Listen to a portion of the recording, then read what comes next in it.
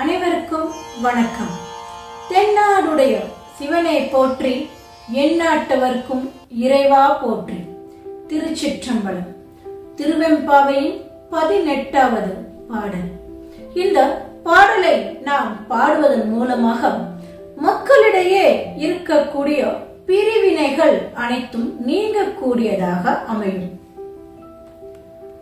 அண்ணாமலையான் அடிக்கமலம் சென்று இறைஞ்சும் விண்ணோர் முடியின் மணித்தொகை வீறு அற்றார் போல் கண்ணார் ரவி கதிர் வந்து கார்கரப்ப தன்னார் ஒளி மழுங்கி தாரகைகள் தாம் அகல பெண்ணாகி ஆணாய் அலியாய் பிறங்கொலி சேர் விண்ணாகி மண்ணாகி இத்தனையும் வேறாகி கண்ணார் அமுதமாய் நின்றான் கழல் பாடி பெண்ணே இப்பூம்புணல் பாய்ந்து ஆடேலோர் எம்பாவாய். ஓர் அறிவு முதல் 6 அறிவு வரை உள்ள அனைத்து உயிர்களுக்குமே இறைவன் சமமானவன் தான்.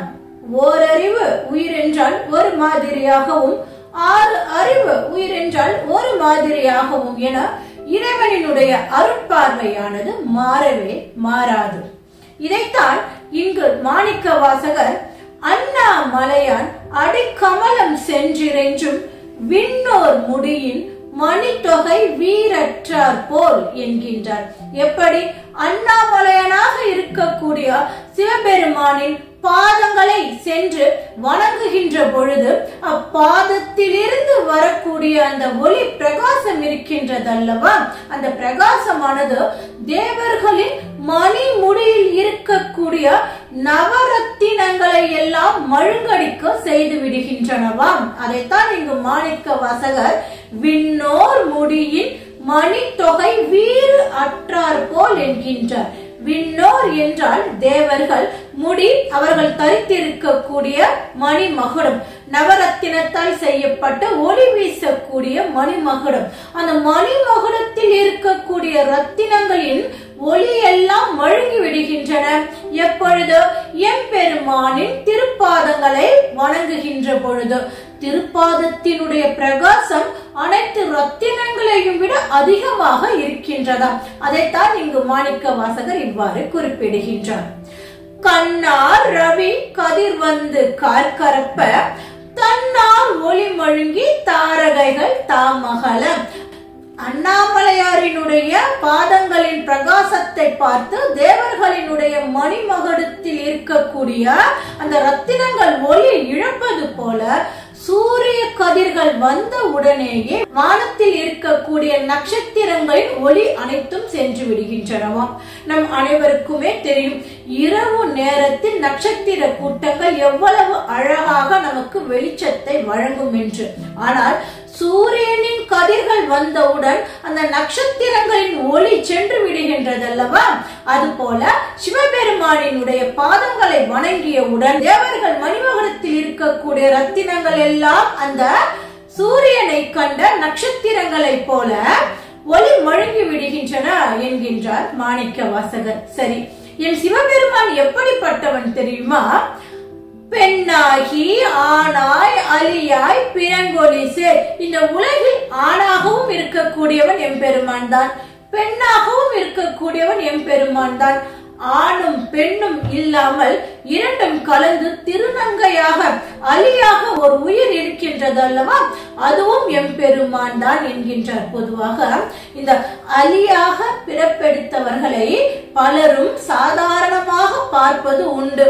ஆனால் எம்பெருமானோ தானே அவ்வடிவத்தில் உயிர் பெடுத்து அலி போன்று இருக்கக்கூடிய மக்களையும் நானே, அவர்களிடத்தில் இருக்கக்கூடியவனும் நானே என்பதை மிக அழகாக நமக்கு எடுத்துரைக்கின்றார். எனவே இந்த உலகினில் மேலானவர்கள் கீழானவர்கள், உயர்ந்தவர்கள் தாழ்ந்தவர்கள் என்ற வேறுபாடு எல்லாம் கிடையாது.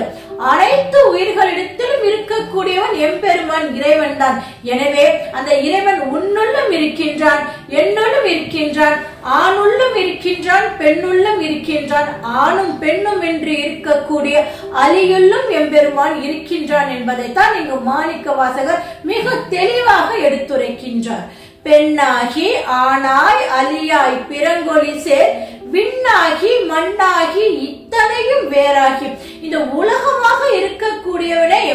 சிவபெருமான் தான். நாம் ஏற்கனவே பார்த்திருக்கின்றோம். சிதம்பரத்தில் இருக்கக்கூடிய நடராஜ பெருமான் இயங்கிக் கொண்டிருப்பதால் தான் இந்த உலகமே இயங்கிக் கொண்டிருக்கின்றது என்பதை நாம் பார்த்திருக்கின்றோம். இந்த பஞ்சபூதங்கள் இயங்கிக் கொண்டிருப்பதற்கான காரணமும் எம்பெருமான் தான். பஞ்சபூதங்களாகவும் எம்பெருமான் இருக்கின்றார் என்பதை நாம் மறுக்கவே முடியாது. சரி, இப்படிப்பட்ட சிவபெருமானின் திருவருளை நாம் பெற வேண்டும் என்றால் நாயன்மார்கள் செய்தது போன்ற தியாகங்களை நாம் செய்ய வேண்டுமா? தொகையடியார்கள் செலுத்திய அன்பினை போல் நாம் மேலான அன்பினை காட்ட வேண்டுமா என்றால் நிச்சயமாக இல்லை. இந்த கலியுகத்தில் ஒரு சாதாரண அகல் விளக்கை ஏற்றி சிவபெருமானை நினைத்து வழிபட்டாலே போதுமானது. அது பஞ்சபூதங்களை வணங்கிய பெருமையை நமக்கு கொடுக்கும். பஞ்சபூதங்களுக்கெல்லாம் தலைவனாக இருக்கக்கூடிய சிவபெருமானின் அருள் நமக்கு கிடைக்கும். அந்த அகல் விளக்கு இருக்கின்றதல்லவா, மண் அகல் விளக்கு, அது நிலமாக காட்சியளிக்கின்றது. அகல் விளக்கில் ஊற்றப்படக்கூடிய நெய் இருக்கின்றதல்லவா, அது நீராக தோற்றமளிக்கின்றது. அகல் விளக்கில் நாம் ஏற்றக்கூடிய சுடர் நெருப்பு. அந்த சுடரினுடைய இயக்கம் அங்கும் இங்கும் அசைந்து கொண்டிருக்கின்றதல்லவா, அது காற்று. அந்த சுடரின் வெளிச்சம் எங்கெல்லாம் பரவுகிறதோ அதுதான் வானம். எனவே ஒரு சாதாரண மண் அகலை ஏற்றி வழிபடுவதன் மூலமாகவே நாம் சிவபெருமானின் உண்மையான முழுமையான அருளினை பெற முடியும். எனவே தான் இங்கு மாணிக்க வாசகர் சொல்கின்றார், விண்ணாகி மண்ணாகி இத்தனையும் வேறாகி கண்ணார் அமுதமாய் நின்றான். கண்களுக்கு அமுதமாக தோற்றமளிக்கின்றான். யார்? எம்பெருமானாக இருக்கக்கூடிய சிவபெருமான் கண்ணார் அமுதனாக திருவண்ணாமலையில் வீற்றிருக்கின்றார். திருவண்ணாமலையில் இருக்கக்கூடிய அண்ணாமலையாருக்கு கண்ணார் அமுதன் என்ற ஒரு திருநாமமும் உண்டு. கண்களுக்கு இனிமையை தரக்கூடியவன். அமுதத்தை உண்டால் மட்டுமே நமக்கு மரணமில்லாத பெருவாழ்வு கிடைக்கும். ஆனால் அண்ணாமலையாரை கண்ணால் பார்த்தாலே போதும் நமக்கு மரணமில்லாத பெருவாழ்வு கிடைக்கும். எனவேதான் கண்ணார் அமுதன் என்ற திருநாமத்துடன் அவர் அங்கு காட்சியளிக்கின்றார். கண்ணார் அமுதமாய் நின்றான் கழல் பாடி பெண்ணே இப்பூம்புணல் பாய்ந்து ஆடேலோர் எம்பாவை. அத்தகைய கண்ணார் அமுதனாக காண்பவர்களுக்கெல்லாம் மகிழ்ச்சியை தரக்கூடியவனாக இருக்கக்கூடிய சிவபெருமானை நினைத்து அவன் மீது அன்பு கொண்டு நாம் நீராடி அவனை வணங்குகின்ற பொழுது அனைத்து பேறுகளையும் நாம் பெற முடியும் என்பதாக இந்த பாடலானது அமைந்திருக்கின்றது. மீண்டும் நாளை 19ஆம் பாடலில் சந்திப்போம். நன்றி, வணக்கம்.